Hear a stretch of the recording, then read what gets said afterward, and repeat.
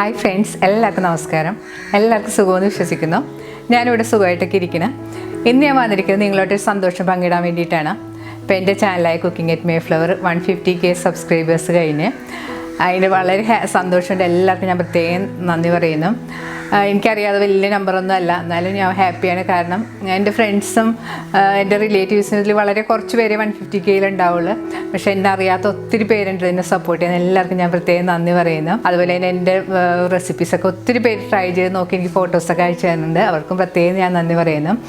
അതിൽ എടുത്തു പറയാൻ കുറേ പ്രവാസി സഹോദരന്മാരൊക്കെയാണ് എനിക്ക് ഒത്തിരി ട്രൈ ചെയ്ത് നോക്കിയിട്ട് ഫോട്ടോ ഒക്കെ അയച്ചു തരുന്നവർ. അവർക്കും പ്രത്യേകം നന്ദി പറയുന്നു.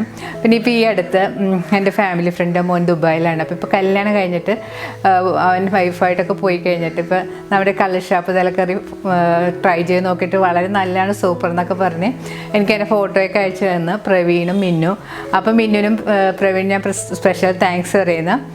അപ്പോൾ ഇന്ന് ഞാൻ വന്നിരിക്കുന്നത് നമുക്ക് വളരെ ഈസി ആയിട്ടും വളരെ ഹെൽത്തി ആയിട്ട് ചെയ്യാൻ പറ്റുന്ന ഒരു റെസിപ്പി ആയിട്ടാണ്. ഒരു പുട്ടും ചെറുപയർ കറിയുമാണ്. വളരെ സിമ്പിളായിട്ട് നമുക്ക് ബ്രേക്ക്ഫാസ്റ്റിനോ ഡിന്നറിനൊക്കെ ഉണ്ടാക്കാൻ പറ്റുന്നതാണ്.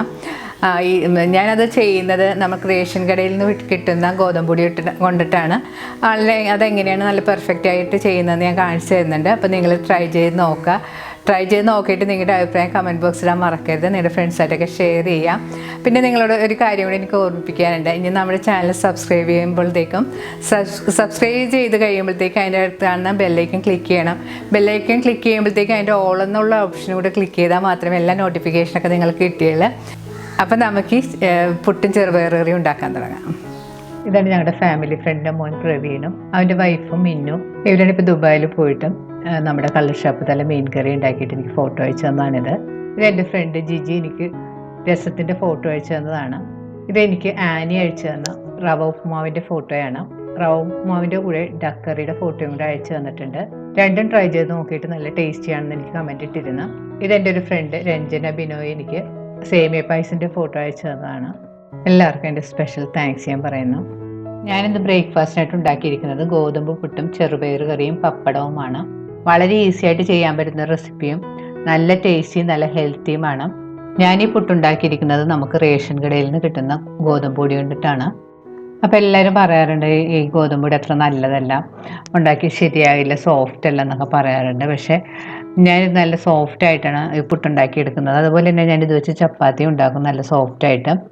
അപ്പോൾ നമുക്ക് പുട്ടും ചെറുപയർ കറിയും ഉണ്ടാക്കാൻ തുടങ്ങാം. കറി ഉണ്ടാക്കാനായിട്ട് ഞാനിവിടെ എടുത്തിരിക്കുന്നത് 3/4 കപ്പ് ചെറുപയറാണ്. അതൊരു പ്രഷർ കുക്കറിലേക്ക് ഇട്ട് കൊടുക്കാം. നമ്മൾ ചെറുപയർ കറി ഉണ്ടാക്കാനായിട്ട് ചെറുപയർ നേരത്തെ കുതിർത്ത് വെക്കേണ്ട ആവശ്യമൊന്നുമില്ല.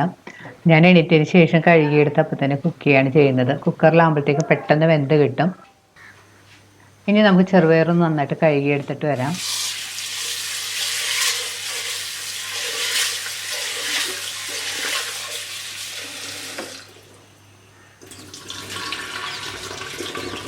കഴുകിയെടുത്ത് ചെറുപയറിലേക്ക് പാകത്തിനുള്ള വെള്ളം ചേർത്ത് കൊടുക്കാം. ഞാനിവിടെ ഒരു 2.5 കപ്പ് വെള്ളമാണ് ചേർത്ത് കൊടുത്തിരിക്കുന്നത്. ഇനി ഇതിലേക്ക് കുറച്ച് കറിവേപ്പിലയും 2 പച്ചമുളക് നീളത്തിൽ കീറിയതും ഒരു 6 അല്ലി വെളുത്തുള്ളിയും കൂടി ഞാൻ ചേർത്ത് കൊടുത്തിട്ടുണ്ട്.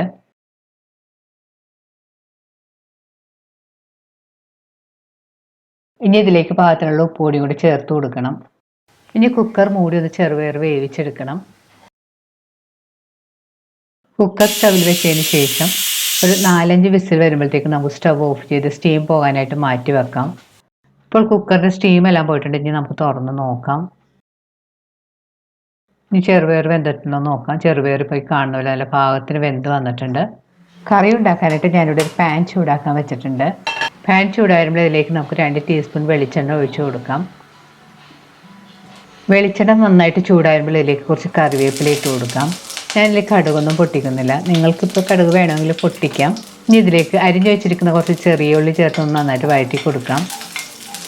ഇനി ഇതിലേക്ക് ഒരു ചെറിയ സവാള നീളത്തിൽ മുറിച്ചതും കൂടെ ചേർത്ത് വീണ്ടും നന്നായിട്ട് വഴറ്റി കൊടുക്കണം. സവാളയിലൊന്ന് സോഫ്റ്റായിട്ട് ചെറുതായിട്ട് കളർ മാറി തുടങ്ങുമ്പോൾ ഇതിലേക്ക് നമുക്ക് 1/2 ടീസ്പൂൺ മഞ്ഞൾപ്പൊടിയും 1 ടീസ്പൂൺ കുരുമുളക് പൊടിയും 1 ടീസ്പൂൺ കാശ്മീരി ചില്ലിപ്പൊടിയും കൂടി ചേർത്ത് കൊടുക്കാം. ഇതിലേക്ക് ഞാനൊരു 1/2 ടീസ്പൂൺ ഗരം മസാലപ്പൊടിയും കൂടി ചേർത്ത് കൊടുത്തിട്ടുണ്ട്. പൊടികൾ ചേർത്തതിന് ശേഷം ഒരു ലോ ഫ്ലെയിമിൽ വെച്ച് നന്നായിട്ട് വഴറ്റി കൊടുക്കാം. ഇപ്പോൾ മസാലയുടെ പച്ചമണമെല്ലാം മാറി വന്നിട്ടുണ്ട്. ഈ സമയത്ത് നമുക്ക് ഇതിലേക്ക് വേവിച്ച് വെച്ചിരിക്കുന്ന ചെറുപയർ വെള്ളത്തോടുകൂടെ തന്നെ ചേർത്ത് നന്നായിട്ട് മിക്സ് ചെയ്ത് കൊടുക്കാം. കറി കൂടുതൽ തിക്കാണെന്ന് തോന്നുകയാണെങ്കിൽ പാകത്തിനുള്ള വെള്ളമെല്ലാം ചേർത്ത് കൊടുക്കാം. ഇനി ഒന്ന് നന്നായിട്ട് മിക്സ് ചെയ്ത് യോജിപ്പിക്കണം. അതിനുശേഷം കറി കുറച്ച് സമയം കൂടെ നമുക്ക് കുക്ക് ചെയ്യാം. ഇപ്പോൾ കറി നന്നായിട്ട് തിളച്ച് വന്നിട്ടുണ്ട്. ടേസ്റ്റ് ചെയ്ത് നോക്കിയിട്ട് ഉപ്പെല്ലാം വേണമെങ്കിൽ പാകത്തിന് ചേർത്ത് കൊടുക്കാം. ഇനി പാനൊന്ന് മൂടി വെച്ച് കുറച്ച് സമയം കൂടെ കുക്ക് ചെയ്യണം. കറിയൊക്കെ നന്നായിട്ട് കുറുകി വരുന്നവരെ കുക്ക് ചെയ്യാം. ഈ സമയം കൂടെ നമുക്ക് പുട്ടിനുള്ള പൊടിയെല്ലാം ഒന്ന് നനച്ചെടുക്കാം. പുട്ടുണ്ടാക്കാനായിട്ട് ഞാനിവിടെ എടുത്തിരിക്കുന്നത് നമുക്ക് റേഷൻ കടയിൽ നിന്ന് കിട്ടുന്ന ഗോതമ്പ് പൊടിയാണ്. ഈ പൊടിയിൽ നിന്ന് 2 കപ്പ് പൊടി നമുക്കൊരു ബൗളിലേക്ക് ഇട്ട് കൊടുക്കാം. ഇതിലേക്ക് നമുക്ക് ആവശ്യത്തിനുള്ള ഉപ്പുപൊടി ചേർത്ത് കൊടുക്കാം. ഉപ്പുപൊടി ചേർത്തിട്ട് കൈകൊണ്ട് നന്നായിട്ട് മിക്സ് ചെയ്ത് യോജിപ്പിക്കണം. ഇനി വെള്ളം കുറേശ്ശായിട്ട് തളിച്ച് ഈ പൊടി ഒന്ന് നനച്ചെടുക്കാം. സാധാരണ നമ്മൾ അരിപ്പൊടിയുടെ പുട്ടുണ്ടാക്കുന്ന പോലെയല്ല, ഗോതമ്പൊടിയുടെ പുട്ടുണ്ടാക്കുമ്പോഴത്തേക്കും കുറച്ച് ശ്രദ്ധിച്ച് തന്നെ വെള്ളം ഒഴിച്ച് കൊടുക്കണം. ഗോതമ്പൊടിക്ക് അധികം വെള്ളം വേണ്ട. വെള്ളം കുറേശ്ശായിട്ട് തളിച്ചിട്ട് വേണം കുഴച്ചെടുക്കാനായിട്ട്. പക്ഷെ സാധാരണ പൊടി പോലെയല്ല, ഈ റേഷൻ കടയിലെ പൊടി എന്ന് പറയുമ്പോഴത്തേക്കും കുറച്ച് കൂടുതൽ വെള്ളം വേണം. നമ്മൾ ആശീർവാദ ആട്ടയൊക്കെയാണെങ്കിൽ വളരെ കുറച്ച് വെള്ളം മതി നമുക്ക് പുട്ടുണ്ടാക്കാനായിട്ട്. ഇതിന് കുറച്ചധികം വെള്ളം വേണം. ഞാനിവിടെ 2 കപ്പ് പൊടിക്ക് 1/2 കപ്പ് വെള്ളം ഉപയോഗിച്ചിട്ടുണ്ട്. ഈ പൊടി ആയതുകൊണ്ടാണ് നമ്മൾ സാധാരണ ആശീർവാദ ആട്ടയൊക്കെയാണെങ്കിൽ ഇത്രയും വെള്ളം ആവശ്യമില്ല. ഇപ്പോൾ പൊടി ഈ കാണുന്ന പോലെ നന്നായിട്ട് മിക്സ് ചെയ്തെടുത്തിട്ടുണ്ട്.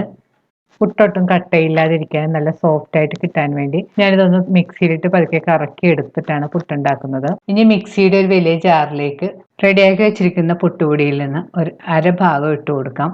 കൂടുതൽ കുത്തി നിറച്ചൊന്നും ഇടരുത്. ഒരു 2-3 പ്രാവശ്യമായിട്ട് അടിച്ചെടുത്താൽ മതി. അതൊന്നും കൂടുതൽ സമയമൊന്നും അടിക്കരുത്.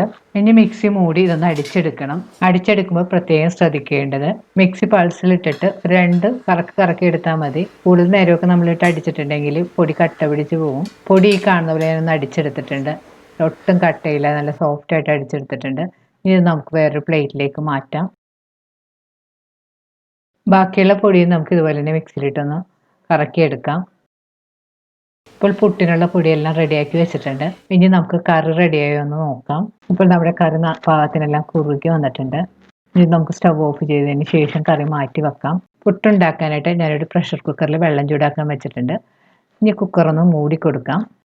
പുട്ടുണ്ടാക്കാനുള്ള പുട്ട് മേക്കർ ഞാൻ എടുത്തിട്ടുണ്ട്. അതിൻ്റെ അകത്തേക്ക് നമുക്ക് ഇതിൻ്റെ ജെല്ലിട്ട് കൊടുക്കാം. ഇനി ഇതിൻ്റെ അകത്തേക്ക് നമുക്ക് 1-2 ടേബിൾ സ്പൂൺ തേങ്ങ ചിരവിയതിട്ട് കൊടുക്കണം.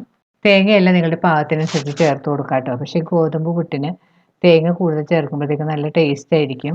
ഇനി ഇതിലേക്ക് നമുക്ക് നനച്ച് വെച്ചിരിക്കുന്ന കുറച്ച് പുട്ടുപൊടി ഇട്ട് കൊടുക്കാം. ഞാനിതുപോലെ 2 പിടി പുട്ടുപൊടി ഇട്ട് കൊടുത്തിട്ടുണ്ട്. വീണ്ടും ഇതിൻ്റെ പുറത്തേക്ക് നമ്മൾ തേങ്ങ ചിരവിയത് ഇട്ട് കൊടുക്കണം. വീണ്ടും ഇതിലേക്ക് പുട്ടുപൊടി നനച്ചത് ഇട്ട് കൊടുക്കാം. അവസാനം ഇതിൻ്റെ പുറത്തേക്ക് തേങ്ങ ചിരവിയതും കൂടി ഇട്ട് കൊടുക്കാം. അതിന് ശേഷം ഇതൊന്ന് മൂടി വെച്ച് കൊടുക്കാം. ഇപ്പോൾ കുക്കർ സ്റ്റവിൽ വെച്ചിട്ട് ആവി വരാൻ തുടങ്ങിയിട്ടുണ്ട്. ഇനി കുക്കറിൻ്റെ സേഫ്റ്റി വാൽവിലേക്ക് നമുക്ക് ഈ പുട്ട് മേക്കർ ഇറക്കി വെച്ച് കൊടുക്കാം. ഇനി പുട്ട് മേക്കർ ഒന്ന് മൂടി വെച്ച് കൊടുക്കാം. പുട്ടുകുറ്റി വെച്ച് കഴിഞ്ഞപ്പോൾ നന്നായിട്ട് ആവി വന്നിട്ടുണ്ട്. ആവി വന്നു കഴിഞ്ഞിട്ട് 2-3 മിനിറ്റും കൂടി നമുക്ക് കുക്ക് ചെയ്താൽ മതി. അതിന് ശേഷം നമുക്ക് ഈ പുട്ടുകുറ്റി കുക്കറിൽ നിന്ന് എടുക്കാം. ബാക്കിയുള്ള മാവ് കൊണ്ട് ഞാൻ എൻ്റെ കയ്യിൽ ചിരട്ടപ്പുട്ടിൻ്റെ ഷേപ്പിലുള്ള പുട്ട് മേക്കർ ഉണ്ട്. അപ്പോൾ അതിൽ വെച്ചിട്ടാണ് ബാക്കിയുള്ള മാവ് കൊണ്ട് ഞാൻ ഉണ്ടാക്കുന്നത്.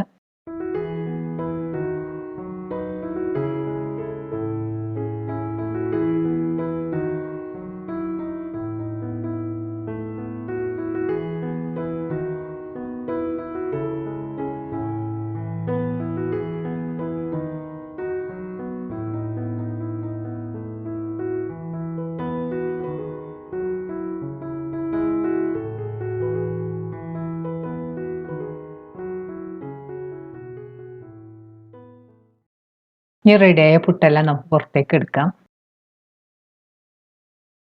ഇപ്പോൾ നമ്മുടെ ചിരട്ടപ്പുട്ടിന് നന്നായിട്ട് ആവിയെല്ലാം വന്നിട്ടുണ്ട്. അത് നമുക്ക് പ്ലേറ്റിലേക്ക് മാറ്റാം. ഇപ്പോൾ വളരെ ഈസി ആയിട്ട് നമുക്ക് ചെയ്തെടുക്കാൻ പറ്റും. നല്ല ടേസ്റ്റിയും നല്ല ഹെൽത്തിയുമായിട്ടുള്ള നമ്മുടെ ഗോതമ്പ് പുട്ട് റെഡി ആയിട്ടുണ്ട്. ഡയറ്റ് ചെയ്യുന്നവർക്കും കുട്ടികൾക്കും ഏത് പ്രായത്തിലുള്ളവർക്കും വളരെ ഹെൽത്തി ആയിട്ടുള്ളൊരു ഫുഡാണിത്. അപ്പം നിങ്ങളിതൊന്ന് ട്രൈ ചെയ്ത് നോക്കുക. ചെറുപയറിനാണെങ്കിൽ നമുക്ക് ചോറിൻ്റെ കൂടെയും ചപ്പാത്തിയുടെ കൂടെയൊക്കെ നല്ല കോമ്പിനേഷനാണ്. ഈ വീഡിയോ കണ്ടു നോക്കിയിട്ട് ഇഷ്ടപ്പെടുകയാണെങ്കിൽ ലൈക്കും ഷെയറും കമൻറ്റും നിങ്ങളുടെ ഫ്രണ്ട്സുമായിട്ടൊക്കെ ഷെയർ ചെയ്യാനും മറക്കരുത്. വീണ്ടും ഇതുപോലെ നല്ല ഹെൽത്തിയും ടേസ്റ്റിയുമായിട്ടുള്ള റെസിപ്പി ആയിട്ട് നമുക്ക് കാണാം. താങ്ക്